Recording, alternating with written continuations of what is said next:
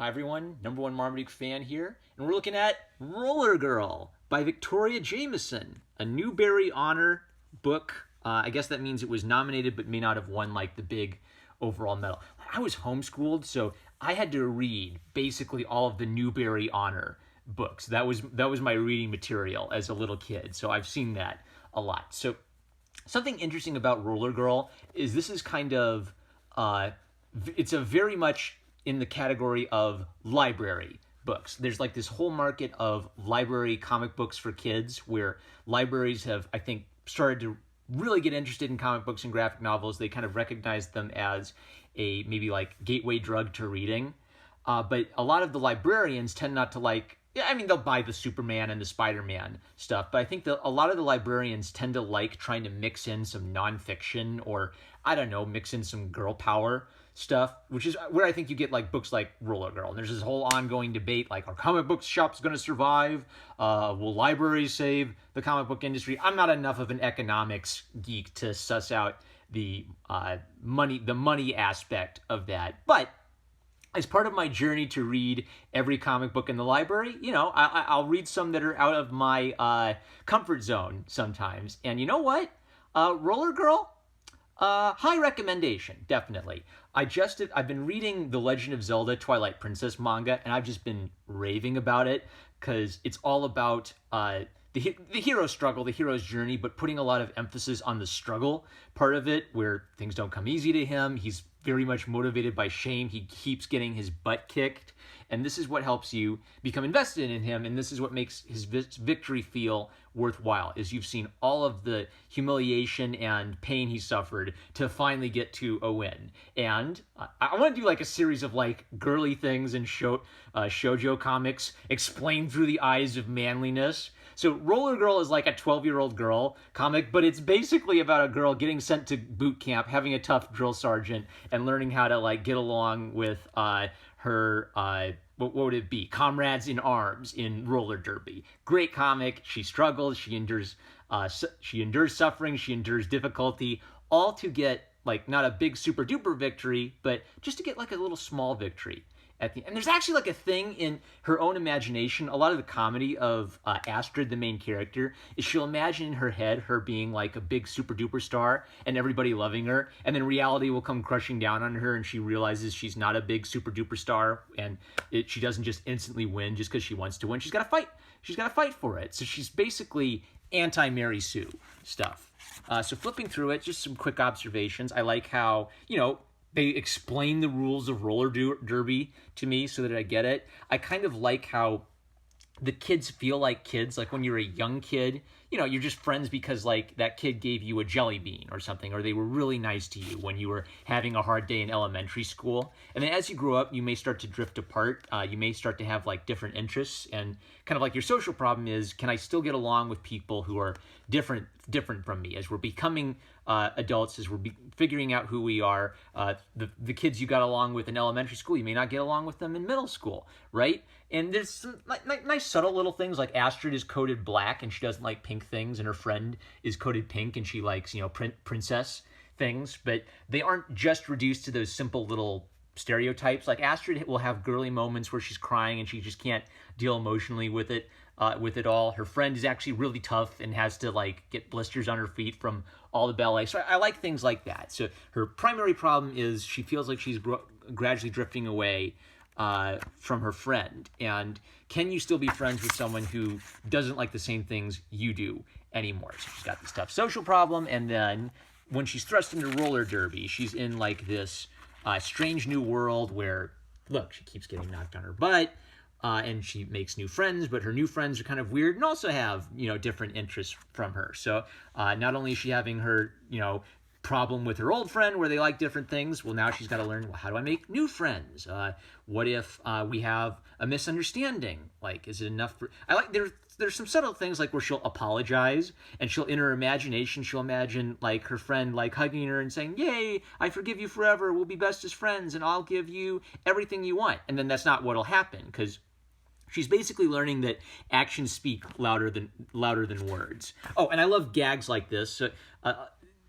part of the charm of this book is this is about a character who's kind of like in that brief window of time where if you dye your hair a crazy color, you kind of like look at them and say, that's cute. To be young and not know who you are and dye your hair a crazy color. Like, it gets weird if a 20-year-old does it, or even like an 18-year-old. If you're 12 years old, go ahead and dye your hair, kid. Do something, whatever it takes for you to figure it out.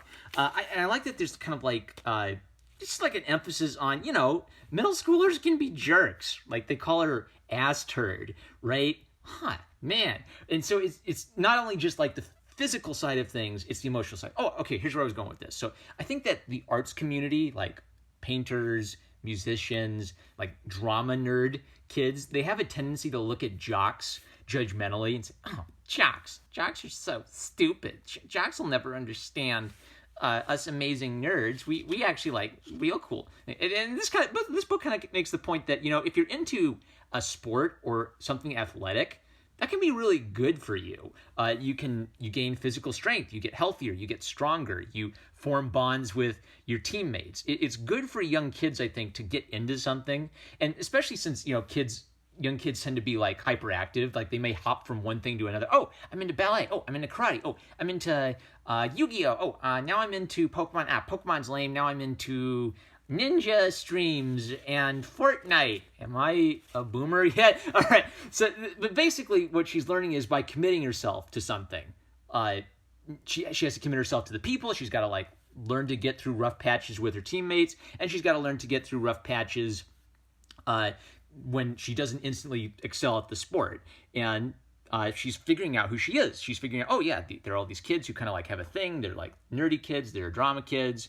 They're horse girls. Who am I? And am I only defined by my friendship? She's broadening her horizons a little bit. Here's her kind of like in her eternal mind imagining herself as super duper hero girl, and it never works out that way.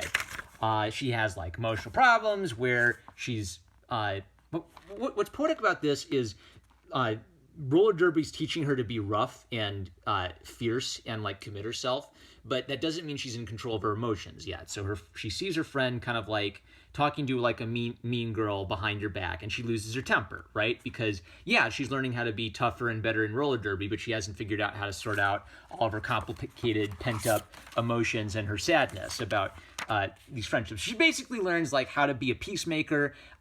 She even has like this whole cool like subplot where she's starting to get paranoid and wonder if her friend's going to turn on her and make her life miserable, and she starts anticipating revenge. It's this really deep thing where your imagination is a big deal. Like, you can imagine yourself as a superhero or the top, you know, super duper champion in the athletic sport, and maybe that can be like a dream that pushes you forward and motivates you. But your imagination can also like turn you into a jerk because you think you're this most special super person ever and everybody should worship you.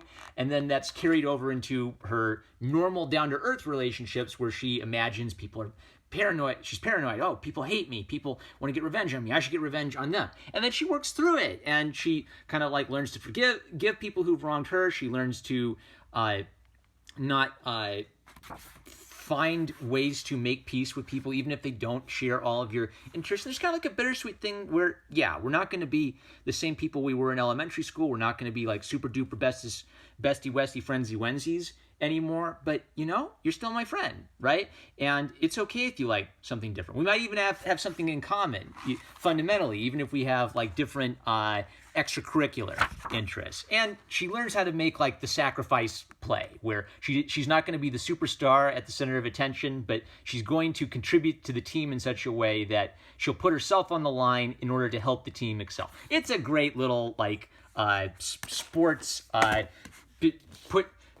what would it be? Okay, your boy Zach, I disagree with your boy Zach about something. Your boy Zach has this idea that Harry Potter has kind of like helped wussify millennials because Harry Potter is all about teamwork, and like classic books like Conan the Barbarian are more about individualism. And I feel like there's a difference between diminishing individualism and celebrating teamwork. So when you celebrate teamwork, like the army involves teamwork. Professional sports involves teamwork. So the point of teamwork is not to diminish yourself as an individual and like hand yourself over to the Borg and have society or the team or the leader decide everything for you. Emphasizing teamwork is basically about telling you to not be selfish and not put yourself ahead of the goals of that the team is working towards together. So yeah. So sorry, you boy Zach. I don't quite a Harry Potter cancer in video incoming, but Roller Girl, total fun. A preteen girl would love it. I think roller derby or ballerina girl would love it. Would a boy like it? I don't know. I think it'd be a little too girly whirly for a boy who just wants to see some people swinging swords at each other. But it nails the heart of the story and of the protagonist struggling and overcoming difficulty after difficulty after difficulty and being humbled. So, A+. I love it. I'm #1 Marmaduke fan. This is so manly, I can't take it. I love you guys, and I'll catch you later.